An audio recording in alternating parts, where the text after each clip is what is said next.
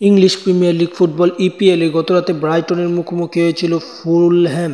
সেই ম্যাচে ফুলহ্যাম প্রথম আর্ধে ৩৫ মিনিটে এগিয়ে যায় এবং পরবর্তীতে এই ম্যাচটিতে হ্যাকিয়ার গোলে ৪১ মিনিটে সমতায় ফিরে ব্রাইটন এবং এই ম্যাচটি ড্র হওয়ার পথে ছিল। প্রথম আর্ধে আর কেউ কোনো গোল না করতে পারলে বিরতি থেকে ফিরে ১-১ গোলের সমতা নিয়ে দুই দল এবং তারপর একের পর এক আক্রমণ করলেও কেউ কোনো গোল করতে পারেনি। নির্ধারিত ৯০ মিনিট কেউ কোনো গোল করতে না পারায় অতিরিক্ত সময় দেওয়া হয়, সেখানে পেইডরোর গোলে এগিয়ে যায় ৯৮ মিনিটের গোলে এগিয়ে যায় ব্রাইটন এবং ব্রাইটন এই ম্যাচটি জিতে যায়। এই ম্যাচটি জিতে ব্রাইটন পয়েন্ট টেবিলের আছে ৬ষ্ঠ স্থানে এবং ৬ নম্বর স্থানে থেকে তারা চ্যাম্পিয়ন্স লিগ না খেলতে পারলেও ইউরোপা লিগ খেলার স্বপ্ন দেখছে। পাশাপাশি চ্যাম্পিয়ন্স লিগ খেলার সুযোগ এখনও তাদের হাতে আছে, কিন্তু পথটা কঠিন।